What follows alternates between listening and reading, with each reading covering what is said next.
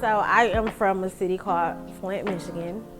I was born there. I am a what they call General Motors baby. My parents were, they worked in the auto industry, and I didn't grow up poor. I grew up middle class.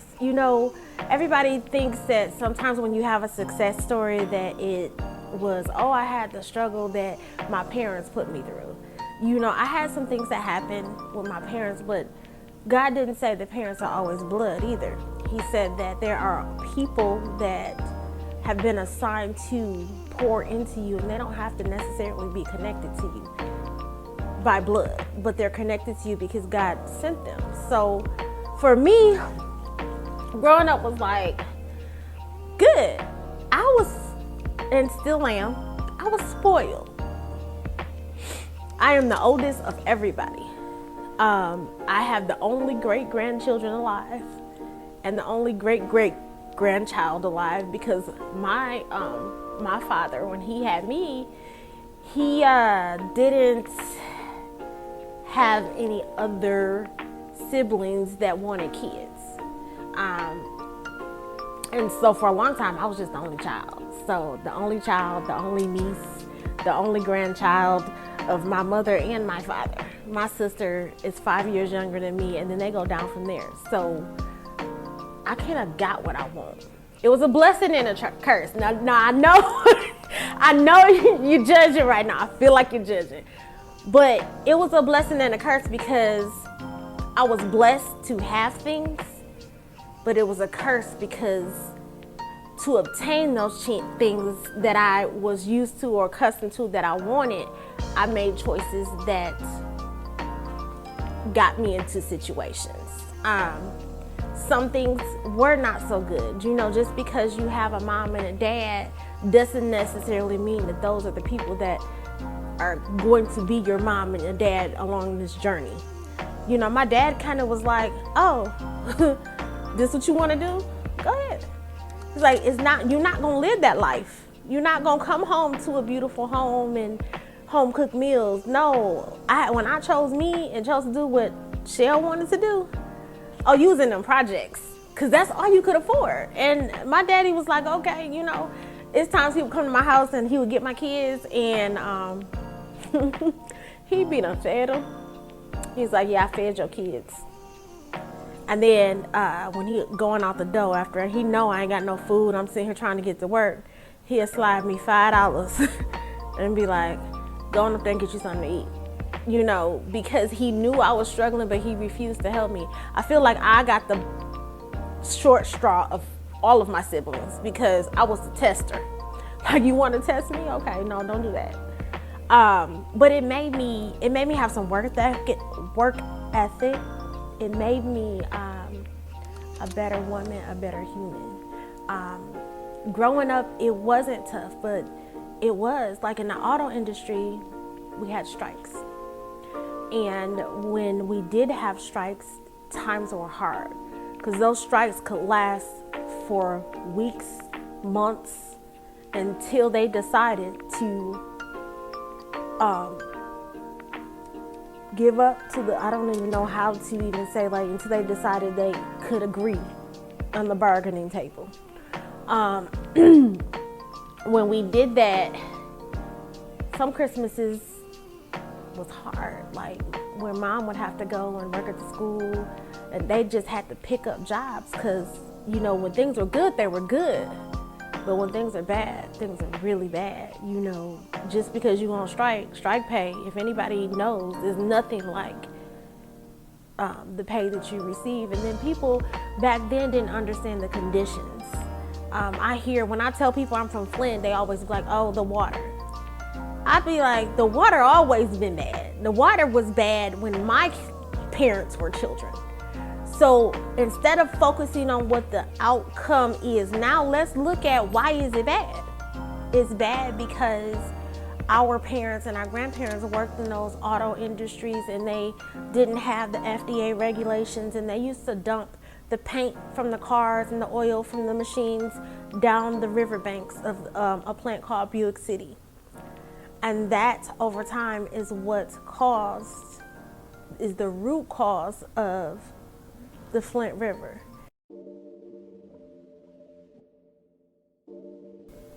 Even though that was something that my parents and I grew up, I always knew, like we had to go to union meetings, and I never understood what it was until I got older, because they paved the way for who we are now.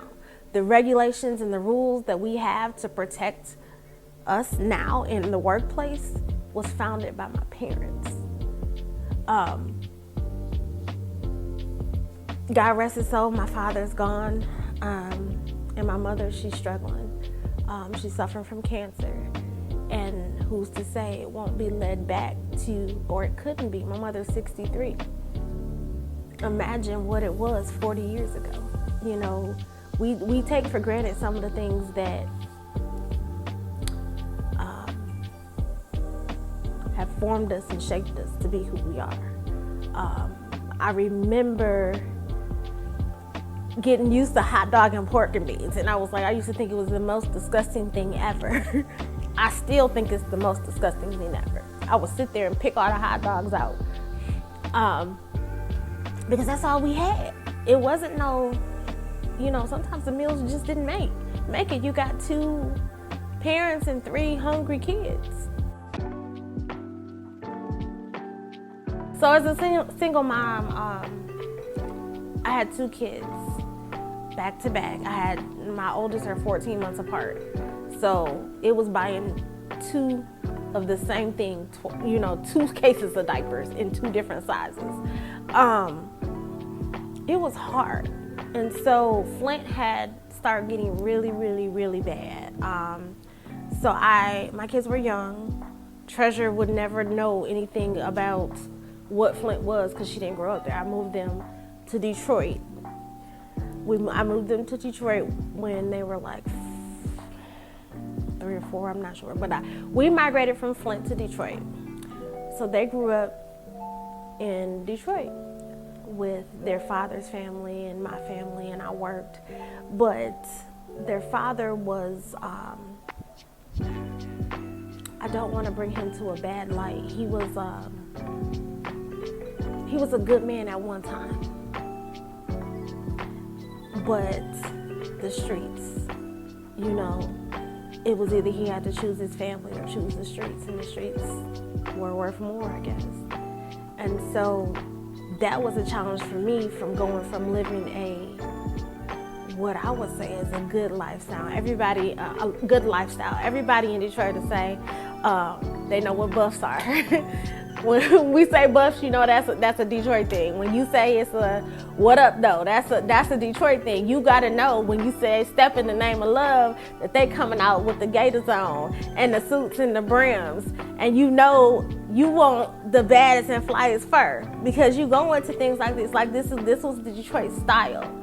So he was providing a lifestyle for me where it was nothing for me to have the newest Pelly with the fur, the buffs, the newest purses. Like, this was a lifestyle for me. We was eating good. Like, back then, Benihana was a thing. Now we know there's more to life than hibachi. But it was like all the players and the who's who of who. All the meetings took place at strip clubs and Benihana. No lie. But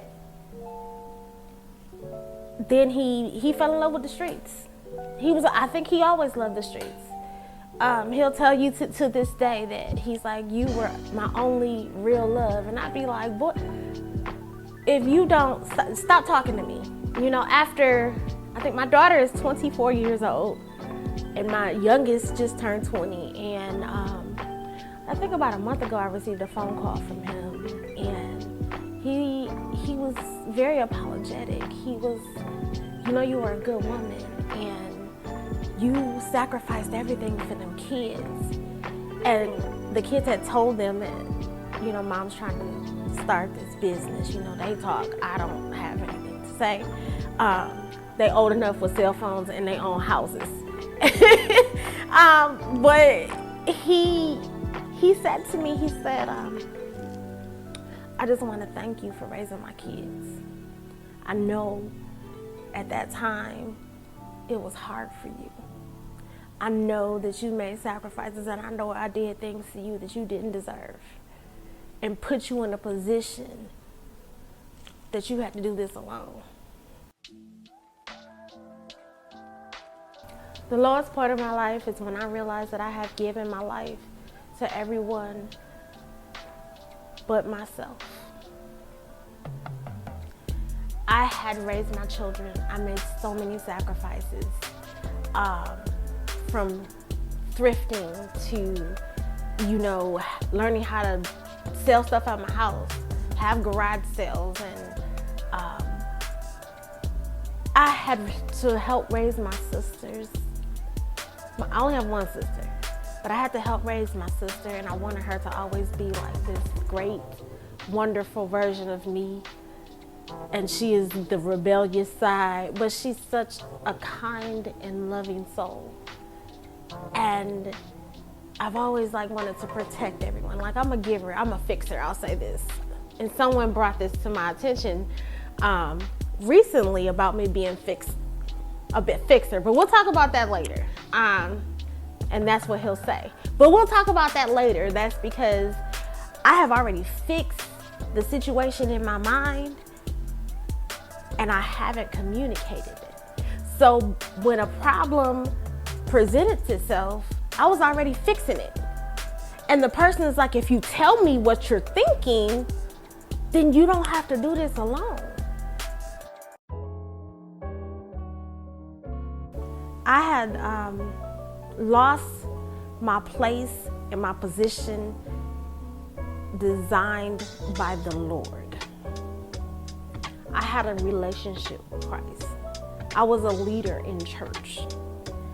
I was at the top, and still am,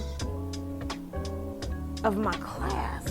When I walked out, it was funny, a pastor would say, Miss Brown, where you going? I was like, what you mean? He's like, you going somewhere after church? I was like, no. I carried that Detroit mentality. When I go to church, I'm going to church. I felt like I was looking for happiness. Yes, I love the Lord, and I tried to do most of his commandments. And I really feel like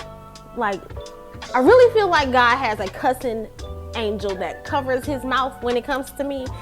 He be wanting to say something, and the angel be like, don't say that when it come to me, because I am hard-headed, I am stubborn, I could cut you up with 2 words, because I have been programmed to fix everybody else, and I realized how broken I was.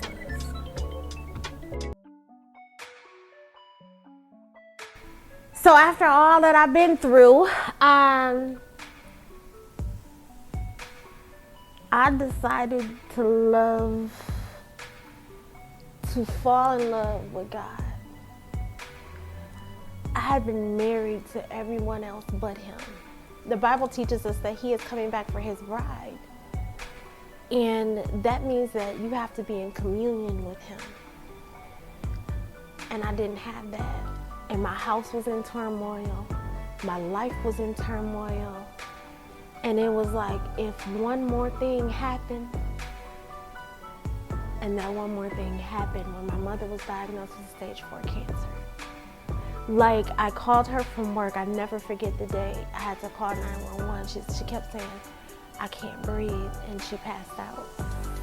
And I said, Mommy, I'm gonna call you back in an hour. If you don't answer this phone in an hour, I'm calling 911. I called her back in an hour, and she didn't answer. I called my brother, and he was in there asleep, and he's like, Mom, Richelle wants you, and she wouldn't respond. And so he got scared. So I'm on the phone, and I'm telling him, call 911. I get there. Immediately that we get her stabilized, and what went from I just can't breathe to her counting the number of breaths she has left.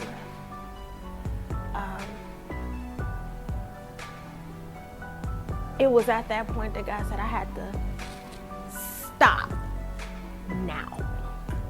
It's like he said, he yelled at me. Like I heard him, remember I told y'all he cussed. I heard him say, stop now. And I'll never forget that day.